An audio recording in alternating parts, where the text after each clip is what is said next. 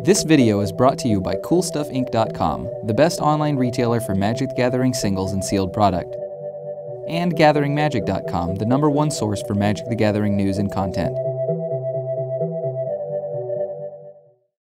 Hey everybody, this is Ricardo here with Gathering Magic, and I am here to open our new Commander 2014. It's coming out today, and right now I have Sworn to Darkness as the black deck featuring Ob Nixilis of the Black Oath. Let's go ahead and open this box and see what we get. I'm pretty excited for this. I'm actually quite the commandeer. It's not a real word, but let's see. Y'all are going to hate me for what I'm doing to this box, but man, I probably should have opened it from the bottom. I'm sorry, I'm just so excited. This thing's amazing. You guys will see me open the other ones a lot more carefully. So I'm running out of patience. I've been seeing the spoilers, and I cannot tell you how excited I am to see these guys. So let's see, we got Nixilis of the Black Oath. He costs 3 in double black. He is coming into play with 3 loyalty. All planeswalkers in this set are going to have +2, -2, -8. Each opponent loses 1 life. You gain life equal to life lost this way. Put a 5/5 black demon creature token with flying onto the battlefield. You lose 2 life. -8. You get an emblem with 1 in a black. Sacrifice a creature. Then you gain X life and draw X cards, where X is the sacrificed creature's power. Now, I used then, but because there's a tiny little colon there, this is a emblem with a activated ability. So the cost is 1 in a black, sacrifice a creature, and then the effect is you gain X life and draw X cards, yada, yada, yada. Now, the cool thing about all of the planeswalkers printed here is they could all be your commander. So you can play them just like any time that you'd play your commander, just like you'd play a creature. These guys are pretty cool. Commander damage with these guys is not a thing. None of them actually turn into a creature, so we have no problems there. Let's go ahead and move on to the neat little deck box that we have here.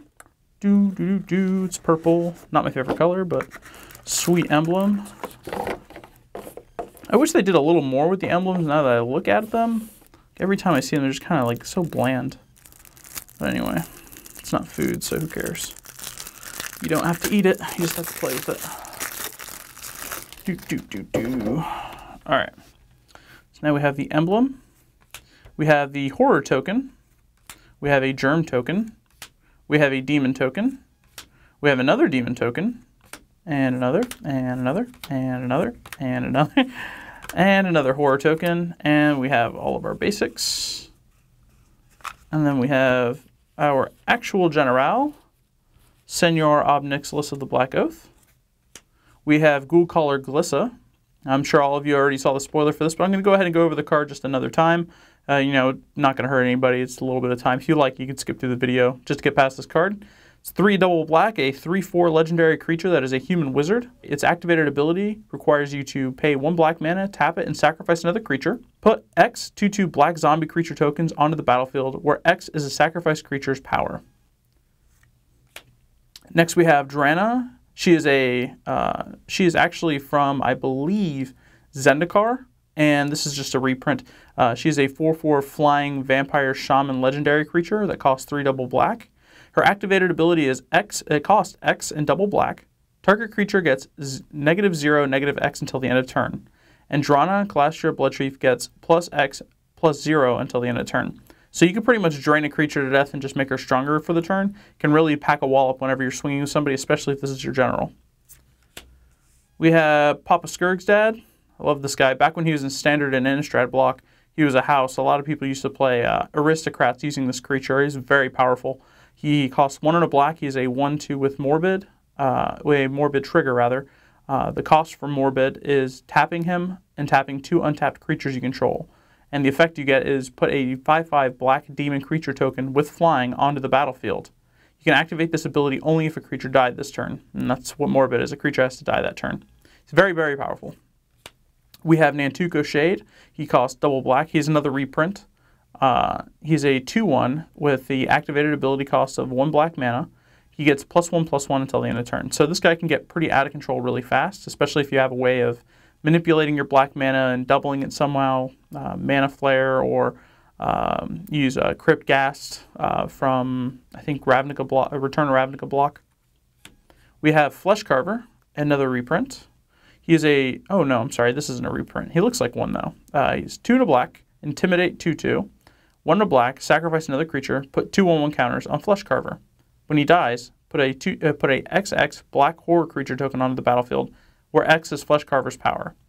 Now, keep in mind, there are ways of manipulating your creature's power and toughness in black decks that's outside of counters. So keep that in mind if he ever dies. Crypt Ghast, this is the guy I was talking about earlier. He costs 3 and a black. He's a 2/2 that whenever you tap a swamp for mana, you add an additional black to your mana pool. So 1 swamp gives you 2 black mana. It's pretty useful. He has a triggered ability for Extort. What that means is whenever you cast a spell, you may pay either a white or black. If you do, each opponent loses 1 life and you gain that much life. Now, some of you, not all of you, some of you might be asking, well, why are we able to play this card in a mono black commander deck if it has a white symbol in the card? Well, the thing is Extort's just reminder text, so it doesn't take an effect that, oh, it's a white mana symbol. It's just there just to let you know you can do one or the other. It's not saying extort for 1 white or 1 black. It's just saying you have to pay with either of those mana. For that reason, it's legal in a mono black deck. Only for Extort, though. Only for a reminder text, which Extort's the only one I can think of right now. We have Disciple of Bolas, another reprint. He costs 3 and a black. He's a human wizard that is a 2/1. Whenever he enters the battlefield, sacrifice another creature. You gain X life and draw X cards, where X is that creature's power. It's a very cool triggered ability, especially when you have big guys that have already swung for the turn. Typically, you wouldn't want to play them on your first main phase. Abyssal Persecutor. I remember when this guy came out, and I thought I bought him up at $20 a piece. The guy never really impressed anybody, though. He's a 2 and double black, 6/6, has flying and trample, and he makes it so you cannot win the game and your opponents cannot lose the game. Well, the reason why I thought this guy is still insane, to this day I still think he's pretty good. He's a 6/6 flying trampler for 4. If you have some way of sacking a creature, I don't know how you'll ever do that, but if you can sacrifice your Abyssal Persecutor after knocking your opponent below 0, they lose immediately due to state-based actions. Next we have Liliana's Reaver.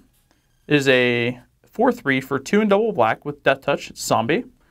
Whenever it deals combat damage to a player, that player discards a card, and you put a 2/2 black zombie creature token onto the battlefield tapped. It's a pretty good card. Wasn't really ever seeing standard play or any kind of constructed play, but in a zombie deck, I could definitely see a place for this guy. Magus of the Coffers. Costs 4 and a black. He is a 4/4 human wizard with a activated ability. The cost is 2, and you tap him, and you add a black mana to your mana pool for each swamp you control. So if you remember the card Cabal Coffers, it's that ability on this creature. Next we have Raving Dead. He is a 2/6 for 4 and a black. He's a zombie with Death Touch. At the beginning of combat on your turn, choose an opponent at random.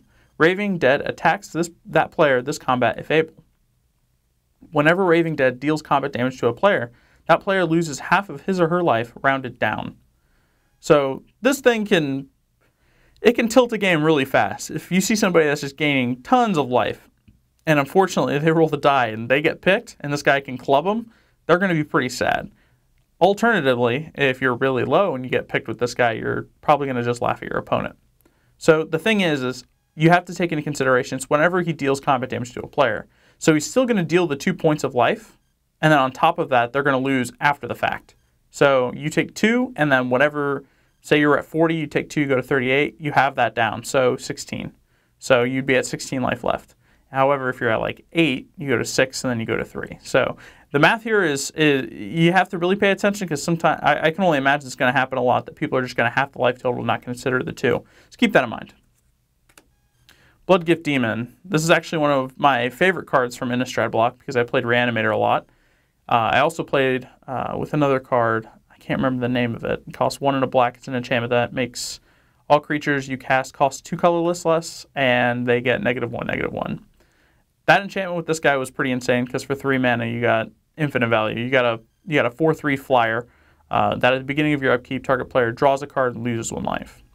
Now, this guy's pretty good for a lot of reasons, and the main reason is he just grants you card advantage, but also he can make that point of life difference to your opponent that they might not have factored in, because you can target an opponent with this. It doesn't always have to be you. So if they're at 8 and you can do 7 damage, and they know you can do 7 damage, and they forgot Bloodgift Demon's trigger, you could sap them for the 1 point of life that they didn't take into consideration and kill them. So pretty good guy. Demon of Wailing Agonies. Costs 3 double black, is a 4/4 flyer with a new ability called Lieutenant. As long as you control your commander, Demon of Wailing Agonies gets +2/+2, and has whenever Demon of Wailing Agonies deals combat damage to a player, that player sacrifices a creature. So this is pretty rewarding when you have a your commander in play. Otherwise, it's just a 4/4 for 5. And I mean, that's not too bad, especially because he has flying. And putting your commander in play, like if you have a planeswalker for a commander, it's a lot harder to just deal with that guy because it's effectively a free spell every turn that you get out of a planeswalker. And I mean, you have like the planeswalker that came with this one's Omnixilus. I mean, you look at this guy, put a 5/5 dude on the battlefield. Like, what are the odds that they're going to be able to get to him to do that last point of damage with a creature? I mean, sure, they can get to him with a spell, but I mean, whatever. So we have that, and this guy works really well in synergy with him because you can just make your opponent just forget all of their creatures just by punching them in the face enough times. So sometimes he's a 6/6 for 5 mana and he has flying. That's insane. So with a sweet triggered ability too. So Grave Titan. This is actually one of my favorite core set cards that has ever been printed. He costs 4 double black and he's a 6/6 with Death Touch. When he enters the battlefield or attacks, put two 2/2 black zombie creature tokens onto the battlefield. This guy can be pretty outrageous sometimes. He comes down, slams 10 power on the board, 10 toughness on the board, 3 dudes in your way. Like, he's really hard to just deal with one card. Like, that card has to be, some kind of Wrath of God or some kind of, like, Ghostly Prisons deck can maybe deal with the 3 guys you put into play. But, I mean, if you already have 6 mana, you could pay for the Ghostly Prisons. Like, he's just so hard to contain. And, every time he attacks, you just get 4 more power, 4 more toughness, 2 more guys. Like, the amount of bodies you make with him is just so ridiculous. If your opponent slips a little bit, it's game over. So I really like Grave Titan. Next, we have the Pontiff of Blight. He is another creature with the Extort ability. He is fine to play in mono black decks, even though the Extort has white and black. He costs 4 double black. He's a 2/7 with Extort, and he gives other creatures you control Extort. If a creature has multiple instances of Extort, each triggers separately. So if this guy had 2 triggers of Extort, 2 instances of it, you could pay 2 for just this one guy, and your opponent will lose life once and 1 more life another time.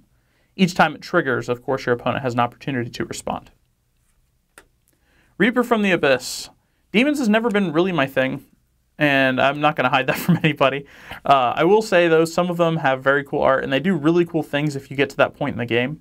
He costs 3 and triple black. He's a 6/6 flyer with Morbid, and Morbid only triggers if a creature died this turn. So at the beginning of each end step, if a creature died this turn, destroy target non-demon creature. So the thing is he can be really, really insane, assuming things are just dying left and right. The way I foresee a guy like this is he might not get you maximum value because you might not be able to, your opponent might not have anything to kill. And it's not only for your opponent's things to kill, but if they're killing stuff of yours, I mean, dropping a 6/6 is sweet, but you might have to find an answer to why they're killing your guys. So I don't know how I feel about this guy. I mean, back when he was printed in Innistrad block, not a lot of people played him, so we'll see. Æther Demon, another one I was always skeptical on. He costs 3 triple black. He's a 7/7 flying trampler. The stats are really good. At the beginning of your upkeep, sacrifice a creature other than Æther Demon. Then each opponent loses life equal to the sacrificed creature's power. If you can't sacrifice a creature, tap him and then lose 7 life. The drawback is very severe on this card. It's very, very unforgiving. I'm sorry, I'm covering his... Oh, there's not really a face there to cover. I'm covering his horn, I guess. It's a really, really big drawback on a very, very powerful card. And that's the thing that's the theme of demons. They're really powerful, but they require some kind of sacrifice. So if you can utilize this guy, power to you. Be very, very wary though when you cast this guy. Butcher of Malakir. This guy's awesome because he's got Grave Pact stapled to him and he's a 5/4 flyer. So he costs 5 double black. He's a 5/4 flyer that whenever he or another creature you control dies, each opponent sacrifices a creature. Strategies like this were very, very well utilized in token-based decks where you can just sack your token, or if you have any of the vampires, I can't remember any off the top of my head. Blood Baron, I think, is one. Sacrifice a creature and he gets +1/+1 or +2/+2, whatever. Those guys work really well with them, but you have to make sure that you have some kind of staying power with the creatures that you're summoning, because you can't just go, all right, this is the creatures I have no cards in my hand, time to sack everything so that way my opponents get rid of their creatures. While you get rid of all their dudes, you still only have one guy left, no cards in your hand. Your opponents still might have things, so be aware of that. Overseer of the Damned. He costs 5 and double black. He is a 5/5 flyer. Whenever he enters the battlefield, you may destroy target creature. It's pretty sweet. Whenever a non-token creature dies, an opponent control Whenever a non-token creature an opponent controls dies, put a 2/2 black zombie creature token onto the battlefield tapped. So this guy's really awesome. He's a 5/5 demon with flying that when he enters the battlefield, put a 2/2 black zombie token creature token into play and kill one of your opponent's things. That's pretty sweet. Like, you get such an exchange back and forth with your opponent where it's such a tempo play. And for black, it's very, very hard to get something like this. So this guy, I'm sure, is going to see a lot of play in Commander. Pestilence Demon. Has Pestilence in the name, has Pestilence in the ability. Love him.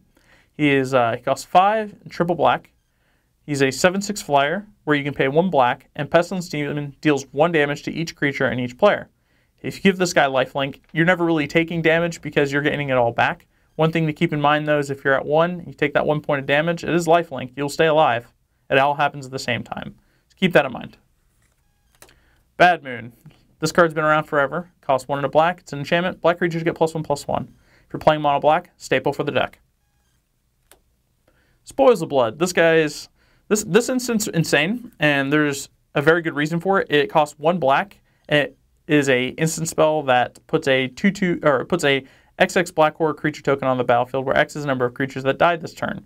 So sometimes your opponent's gonna have like some kind of power move where if they're playing blue-white or they're playing blue-black or some kind of deck where they're just like, all right, everything's dead. And you're just like, all right, I'm gonna go ahead and capitalize on this by paying 1 black and throwing a giant dude into play. Remember how you killed all my guys? Now I'm going to punch you in the face. This card's really good. I expect it to see a lot of play.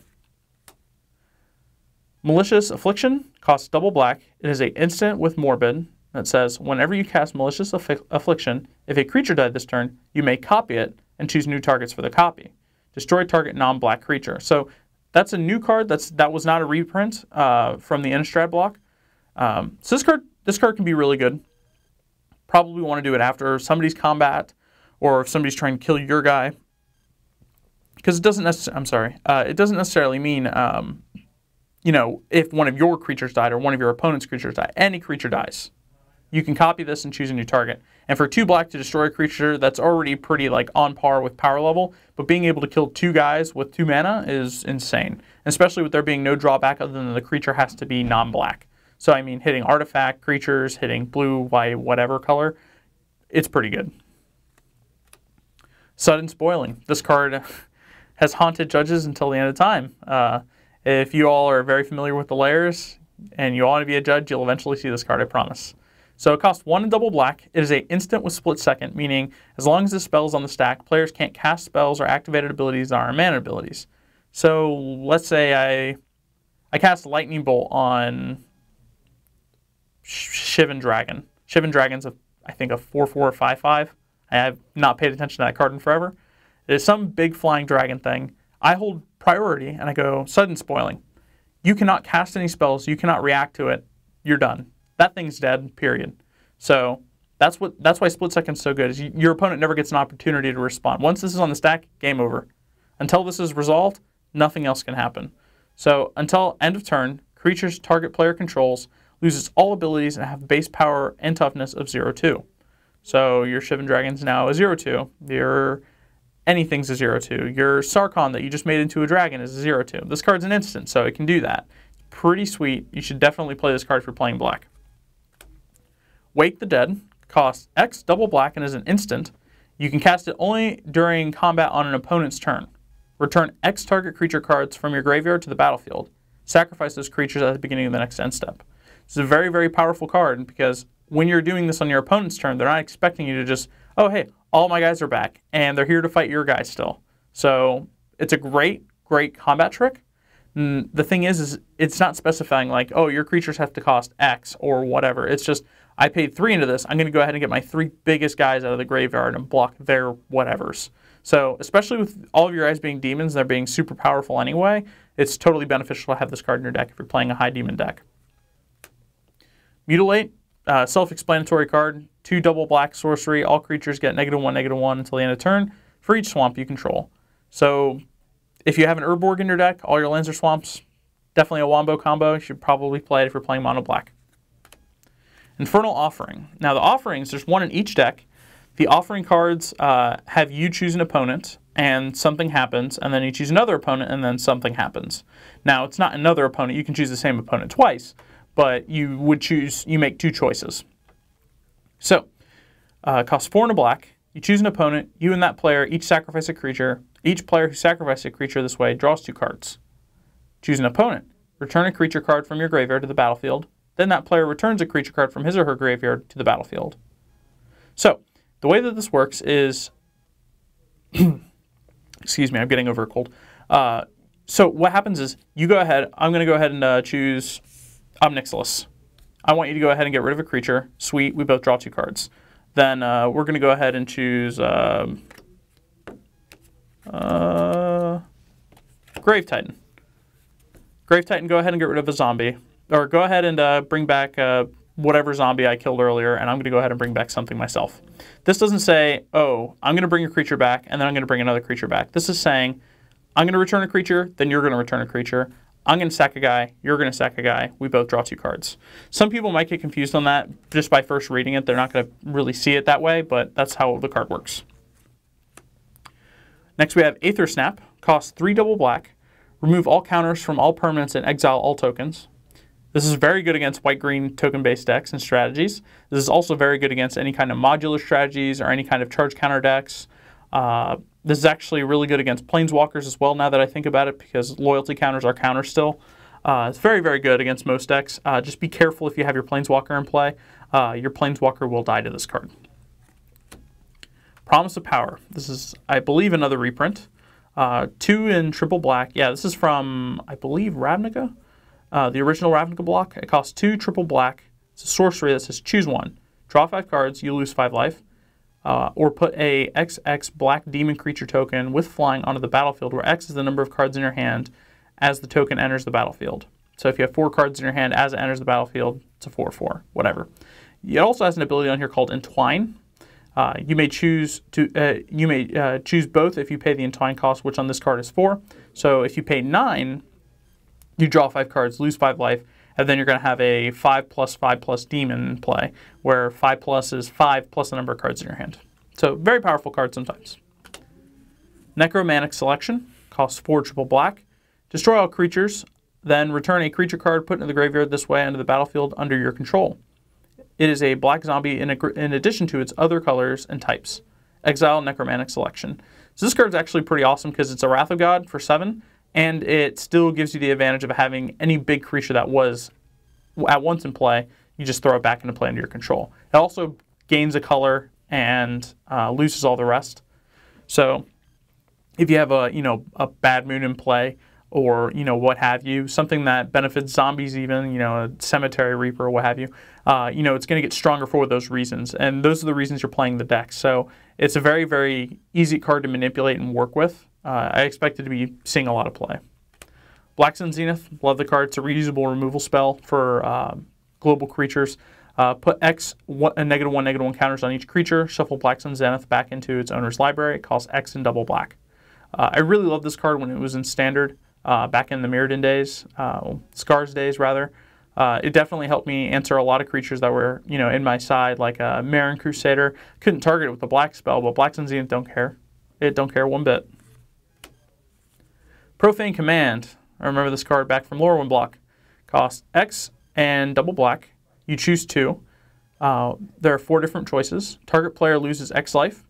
Return target creature card with converted mana cost X or less from your graveyard to the battlefield. Target creature gets -X, -X until the end of turn. Up to X target creatures gain fear until the end of turn. Now, it's a sorcery, so you have to do it before combat if you want to do the fear or creatures getting -X, -X. If you want to do it after combat, the -X, -X also works there. Or if you're using it to lethal an opponent, you can do it after combat. Also, returning creature cards with a converted mana cost of X or less from your graveyard to the battlefield is also pretty good. It only brings back 1 creature, though, so make sure you choose wisely. This is not, if you're playing mono black, it's not like you're going to be able to snap this card, but there are times where, this card's going to gain you a lot of value because you're picking 2 modes, not just 1. So it's a little better than a Charm.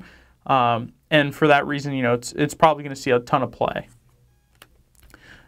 Dregs of Sorrow. It costs X, 4 and a black. Destroy X target non-black creatures, and then draw X cards. This card can wrath the board and gain you a significant advantage. This is of course a reprint. I've loved playing with this card anytime I've picked up a black deck. For those of you that don't know, I do happen to play a lot of Commander or Cool Stuff games. One of my favorite decks that I play is the blue-black Ninja deck, and I use a lot of clones and stuff, and this card's really sweet because it just sweeps the board and gains me all the cards that I want to get off the top of my library, because with my deck there's not any bad cards that I hate seeing. So I always play for fun, but my deck's, I like it a lot. So this card I've always found to be sweet every time it's won me the game, so it's a very, very powerful card. You just have to have the mana for it. Jet Medallion costs 2, and it's an artifact that makes it so black spells you cast cost 1 less to cast. That was a tongue twister, but that is exactly what the card says. All your spells will cost 1 less if they are all black spells. All of your artifacts, all of your red spells, all of your white spells are not influenced by this card, only black spells. Lashwraith. This is from New Phyrexia. So a reprint, costs 4 colorless, is an artifact with a living weapon as an equipment. Equipped a creature you control gets +1/+1 for each swamp you control. The equip cost is double black Phyrexian mana. Phyrexian mana can be paid with either the color of choice or 2 life. So in this case, you could pay either a swamp mana or you can pay 2 life. Crypt of Agadem enters the battlefield tapped. Has the Cabal Coffers ability on it. No, it does not. Sorry. It's been a while. This card was from Zendikar. I haven't seen it in a while. Okay, so you tap it for a black mana, or you could pay to tap it and add black to your mana pool for each black creature card in your graveyard. So if you're filling up your graveyard with a ton of dudes because you're playing some crazy Reanimator deck or some deck that plays Twilight's Call or something outrageous, this is definitely a way to abuse the card. Outside of that, this card really shines, I guess, when you're getting your butt whooped, or if putting creatures in your graveyard, or is your strategy. So outside of that, though, I don't see a lot of uses. Then we have some lands. Go over these one at a time. So Swamp, Arcane Lighthouse. You may tap it for 1 colorless mana. You can pay 1 colorless mana and tap this land. Until the end of turn, creatures your opponents control lose Hexproof and Shroud and can't have Hexproof or Shroud. Pretty powerful because that doesn't because it says until the end of turn, so you can use this all throughout combat. I know that there are some decks that happen to use hexproof based creatures. In Modern, I wouldn't be surprised to see those kinds of decks in Legacy, like Boggles or what have you. So not sure if that's played in Legacy, but if it is, this is a card that can easily come in and against those decks. Barren Moor is the cycling swamp. Enters the battlefield tapped. Otherwise, it is just a swamp. You can pay 1 black to cycle it. So you discard this card and you draw another card. Bojuka Bog. Love this card. Why? Because it enters the battlefield tapped and exiles a target player's graveyard. So why this is powerful? Some people like to manipulate the graveyard. Some people like to use Snapcaster Mage. This just simply stops all of it and still fixes your mana with black mana. So very, very good card. The Everglades. There were a cycle of lands back in the day. They were considered crew lands. And they enter the battlefield tapped, and when they enter the battlefield, you would have to sacrifice it unless you returned the land of choice. In this case, Everglades is for black mana, so you choose a swamp that is untapped, and you return it to your hand. And this can tap to add 1 colorless or 1 black to your mana pool. There's 1 for white, 1 for red, 1 for green, 1 for blue. So it's not only black that got a card like this. It might seem a little weak on the outside, but sometimes you don't have a turn 2 play. You just bring that swamp right back into your hand. You can also, well, no, you have to do it when the swamp's untapped. So you have to do it first and foremost. So if you have some ability like Sword of Feast and Famine to untap your lands, great time to play the Everglades. Keep that in mind. Ghost Quarter, very, very great card. Tap, add 1 mana to your mana pool that's colorless. Tap, sacrifice Ghost Quarter, destroy target land. Its controller may search his or her library for a basic land card, put it onto the battlefield, then shuffle his or her library. One thing to note is it doesn't say it enters the battlefield tapped. And it also doesn't say it has to be an opponent's land. So if you see that you're slightly behind on mana, or you need to fix your mana base or whatever, you could always use the Ghost Quarter to crack one of the lands that you've already tapped for mana, sacrifice that land, and then grab 1 from your library. And most of the time the strategy is used for multicolored decks, not so much black, mono black, because you already got a swamp in play, I'm sure. Very good land. Myriad Landscape. Enters the battlefield tapped. You may tap it to put 1 colorless in your mana pool. You can pay 2, tap it and sacrifice it, and search your library for up to 2 basic land cards that share a land type, put them onto the battlefield tapped, and then shuffle your library. I'm very happy this card never saw standard play. and I'm happy that it's not seeing play in Modern, because this is just one more piece for decks that use cards like Valakut or whatever, and really get in your face really fast with all the land ramping that they do. For a mono black deck for EDH, probably not the greatest land, but it still can get you 2 lands right out of your deck for the cost of 1 land. Thinning out your deck is very important because it makes sure that you don't just get mana flooded, you don't continuously see lands. It's a very, very great card. Polluted Mire. It's another cycling swamp. It comes into play tapped, otherwise it just produces black mana, and you could cycle it for 2 colorless instead of the black that, what was it called? Baron Moore would have you do. So, very good card. Another good, great swamp. Alright, back to the other things. We have Vampire Hexmage.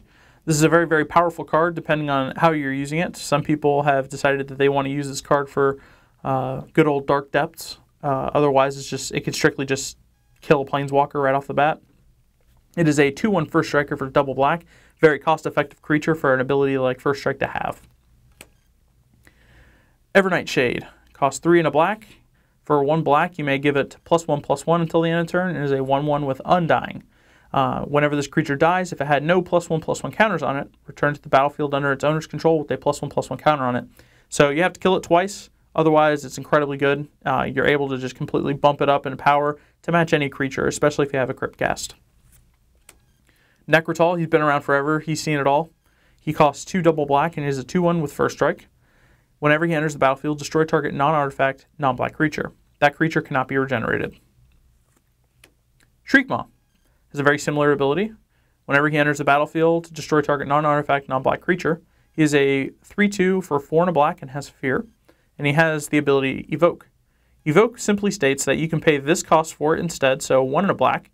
You cast it, and once you do, you sacrifice it once it enters the battlefield. So you'll still get the ability, but you won't get the creature for very long. Now, Evoke is something that you can, it still works functionally on the stack like a regular creature would, but once it enters the battlefield, you have to sacrifice it. Grey Merchant of Asphodel. This guy was rampaging standard last year. So happy he isn't anymore. He was a major thorn in my side because I like to play the red decks in standard. So he costs 3 and double black. He is a 2/4 that whenever he enters the battlefield, each opponent loses X life, where X is your devotion to black. You gain life equal to life lost this way. Each black symbol in your mana cost of permanents you control counts towards your devotion to black. So him and Shriekmaw, if Shriekmaw is in play, it's 3 devotion to black.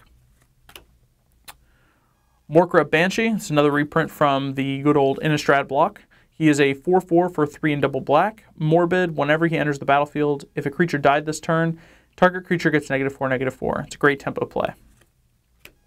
Phyrexian Gargantua costs 4 double black and is a 4/4 that when he enters the battlefield, you draw 2 cards and you lose 2 life. No choices here. You have to do it. Tragic Slip, sweet removal spell from Innistrad. Costs 1 black. It's an instant that target creature gets -1/-1 until the end of turn. If, unfortunately, some creature had already died this turn, that creature gets -13/-13 instead. Tendrils of Corruption. This card's sweet. It's a super powerhouse for mono black decks. It deals X damage to target creature, and you gain X life, where X is the number of swamps you control. It is an instant. Sorry, you might have noticed I'm going a little faster. Most of these cards are reprints, so I don't want to waste y'all's time. I just want to make sure we can get through all this so y'all can see exactly what we got here, what you get for your dollar. So next we have Annihilate. It costs 3 and double black. It is an instant that says destroy target non-black creature. It can't be regenerated. Draw a card. Now, for 5 mana, some people might think that's incredibly pricey, and you're probably right. But the fact that this cantrips, it draws you the card, it replaces itself, doesn't make it too bad. Skeletal Scrying. X and a black, instant as an additional cost to cast Skeletal Scrying. Exile X cards from your graveyard. You draw X cards, you lose X life. Self-explanatory, do it at the end of your opponent's turn, gain tons of card advantage. But make sure you're keeping an eye on your life total. Sign in Blood, great spell, costs double black. Target player loses 2 life and draws 2 cards. This is a great way to kill somebody. This is also a great way to get yourself ahead in card advantage. Read the Bones. 2 and a black, scry 2, then draw 2 cards. You lose 2 life. This is just a card that's been reprinted from the Theros block. It's very good, especially in EDH, because there's a lot of times you're going to want to scry, and sometimes you need lands, sometimes you don't. And Scrying is a very, very powerful mechanic to make sure that that kind of thing never happens. Victimize. I love this card for a lot of reasons. Costs 2 and a black, sorcery, choose 2 target creature cards in your graveyard, sacrifice a creature. If you do, return the chosen cards to the battlefield tapped. So, the reason why this is sweet is, let's say your opponent just killed 2 of your powerhouses. Alright, I'm going to go ahead and sacrifice my Saproling and get them back. They spent a lot of resources doing that. You spent 3 mana to do this, and only 1 card. So it's a very, very, very, very, very powerful card. Syphon Mind. 3 and a black. Each other player discards a card, and you draw cards equal to the number of cards discarded this way. This card's very powerful in a 4-man game of EDH. In a one-on-one player Magic game, not so much. Not for 4 mana. Dread Return. This card's sweet. It costs 2 and double black. Return target creature card from your graveyard to the battlefield, and it has flashback and sacrifice 3 creatures. If you have a way of putting a ton of tokens into play, you know, this card can be very good. If you have a lot of Bloodgift in your graveyard, granted, we're still talking about EDH, you'd only have 1, but if you have ways of bringing guys back from your graveyard relatively easily or flooding the board with tons of dudes, just clogging it up, cards like this are very, very powerful for bringing those big guys that you miss so much back. Burnished Hart. Costs 3 colorless. He's a artifact creature elk. I remember seeing good old Marshall Sutcliffe draft this card and always calling him Elmer. Only because he looks like the elk on the Elmer clue. So his ability costs 3 and you have to sacrifice the Burnished Hart. You search your library for up to 2 basic lands and you put them onto the battlefield tapped. Shuffle your library. Very, very good card. Sol Ring. Another copy of this card. You all know what it does. 1 colorless. Add 2 mana to your mana pool. Sweet turn 1 play. Charcoal Diamond. Costs 2 colorless. Taps and adds 1 black to your mana pool. Is a artifact that enters the battlefield tapped. Mind Stone. Costs 2 colorless. Adds 1 to your mana pool. And you may pay 1, tap Mind Stone, and then sacrifice Mind Stone and draw a card. Swiftfoot Boots. This is a great thing to slam under general, barring that your general is not one of these guys, one of these planeswalkers. It doesn't actually fit, as the boots aren't big enough, I guess. You can place this on a creature, and the equipped creature has hexproof and haste. The equip cost is only 1. Commander Sphere. Costs 3 colorless. Is a artifact that you can tap and add to your mana. 1 mana of any color in your commander's color identity. So in this case, mono black. If you're playing Riku, it's red, blue, green. If you're playing Karn, it's colorless, etc. You may sacrifice the commander sphere to draw a card. Unstable Obelisk. Costs 3 colorless. You may tap and add 1 mana to your mana pool. You may pay 7 and tap it and sacrifice the Unstable Obelisk to destroy target permanent. Now, the first time I saw this card, I read it and I thought, so you pay 7 mana to knock this thing over on top of a creature. Because that's exactly what it sounds like. You're effectively just knocking it over, it falls on a creature, and that creature dies. Or whatever, artifact or a enchantment, whatever. Kills something by knocking this over on it. So it must be pretty heavy. Worn Powerstone. Costs 3 colorless, is a definite reprint. Everybody is very familiar with this card, I hope. Enters the battlefield tapped, and you may tap it to add 2 colorless mana to your mana pool. It's way worse than Sol Ring, but it still adds 2 colorless mana to your mana pool for 3 colorless mana. It's a very, very good investment, no matter how you look at it. All right. I think we've got this neat little thingamabob here for the commander. This is pretty much just telling you how to play. Gives you a little bit of story on Mr. Ob Nixilis of the Black Oath. Gives you all this fun stuff right here. Gives you a little information here on the Ghoul Caller Glissa. And then just more rules about Commander. If you have any questions, you could always learn more at magic.wizards.com/commander. Or you could always ask in the comments below. We do have a lot of friendly people here on our channel. They would be more than happy to ask you, or if you were to ask them any questions, they'll be more than happy to answer any of your questions. Also, we have Mr. David Green that answers questions. He's a level 2 judge from Florida. He'll be more than happy to answer your questions. Oh, we have a rule reference card too. Okay, so this is just another thingamabob that's just saying, oh, this is what this is, etc., etc. So it's just another rule thing. So, with that all said and done, we do happen to have the mono black deck completely unboxed. There wasn't anything more to it. Good old Ob Nixilis here is going to have a place in my heart. I know that for sure because he is a black commander and he is also a planeswalker. So those are 2 things that I've always dreamt of, I've always wished of, because commander has always been really dear to my heart. Now don't forget, you can watch the rest of our unboxings at the end of the video by clicking on any of the appropriate annotations. We're going to be doing all the colors, so feel free to watch. guys, thanks so much for hanging out with me today. This has been Ricardo here with Gathering Magic.